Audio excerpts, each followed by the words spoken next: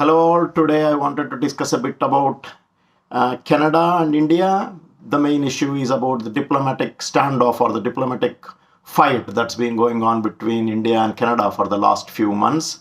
But we'll also focus a bit more on the Canada, its economy and how it's faring and what's the geopolitical significance of Canada in the world order now.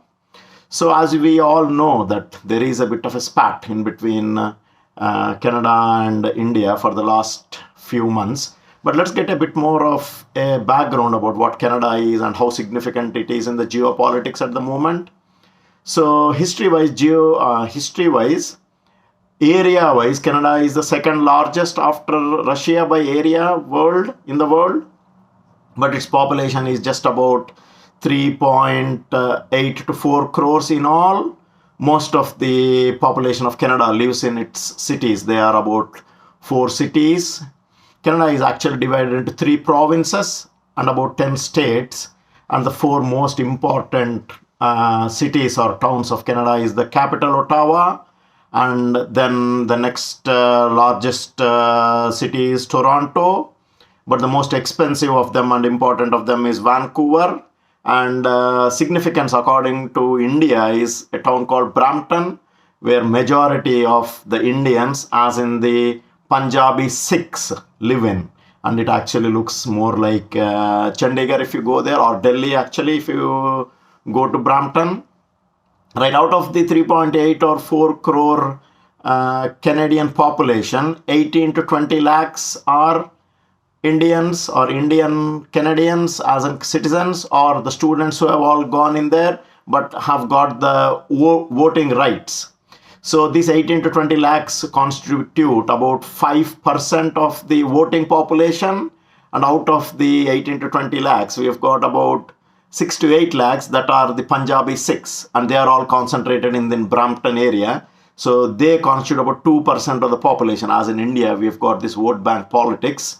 That number is significant, and that is a vote bank. I'll come to that at the end about what is this geopolitics and why the current Prime Minister Justin Trudeau is so worried about what India calls Sikh terrorists, but he calls the Canadian citizens, right? So GDP wise, India is the 3rd largest in the world, and then Canada is about the 9th largest. But if we come to the per capita, per head income, Canada stands at 17 and India stands about a paltry 139-ish, where the US per capita, even though it's the first top GDP, is still 7. The UK per capita is 21 and China is 71 ranked in the world. So the total GDP is, as in the US is the top, China is the 2nd, we stand at 5th at the moment. So per capita is different from the total GDP, right? So let's find out what exactly is the main drivers of this GDP in Canada. GDP of Canada is mainly dependent not on a lot of tech talent, not on a lot of services, not on a lot of manufacturing, but mainly it is dependent on its natural resources. So Canada exports a lot of its natural resources, as in timber, coal, aluminium, iron ore. And then the other couple of manufacturing and export is in the automobile sector. It manufactures and exports a few automobile, and then the other is the aircraft, as in the Boeing and the Airbus. So not a lot of economic activity, so not a lot of jobs for people who go in there, but still Canada encourages a lot of high-end immigration, as in the talent to make up for its own deficiencies. Right. That is where India comes in, like perennially for the last 70, 80, 100 years, north of India, especially Punjab, has got this immigration to Canada, and they are all happily stayed in or grouped together in a few towns, and one of the important towns in Brampton. So if a Punjabi is leaving, 8 out of 10 Punjabis go to Canada, and the rest of them all over the world, as in the US, Australia. And then this is what the geopolitical space comes in as well. Right, so if we describe the parliament of Canada, it has got about 320 MPs, out of which Justin Trudeau has got about 110. So he requires another 50 to be in power to keep the halfway mark.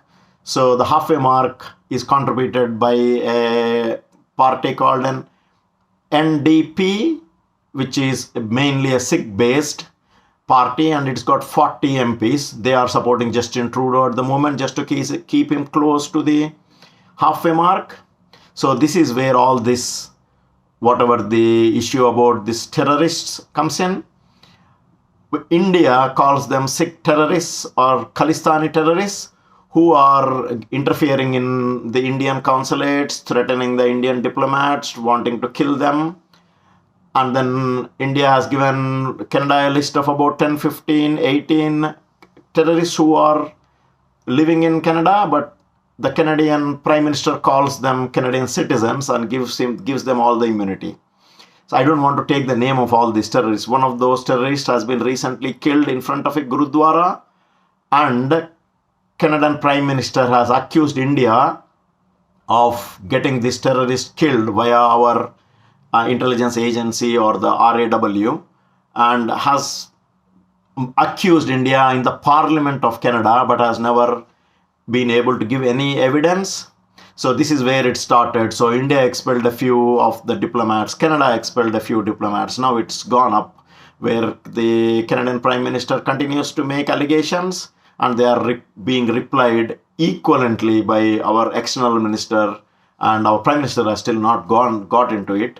So who is supporting Canada at the moment? Not many. Like if it was really the top G7 or the G20 countries, everyone should have gone and supported, but everyone clearly knows how significant India is geopolitically at the moment, and how Canada is very weak and has made some insignificant insignificant issue onto the center stage, and then sort of shot itself in the foot really.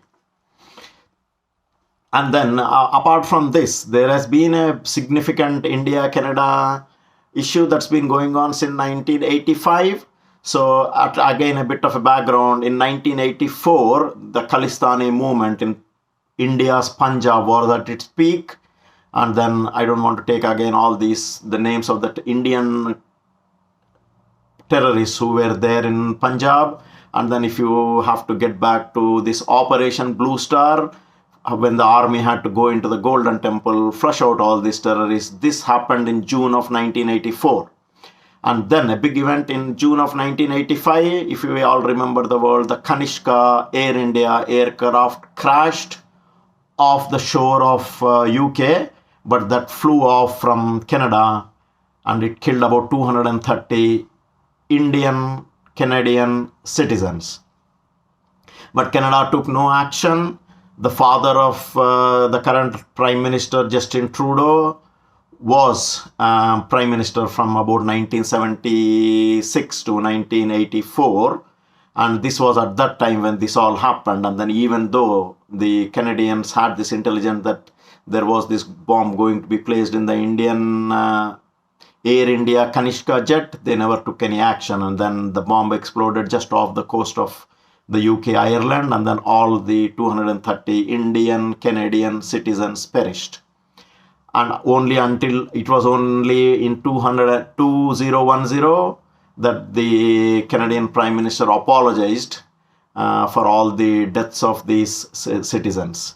But Justin Trudeau, like his father, Senior Trudeau, is now again with what India calls the Khalistani terrorists. So that is what all this standoff is.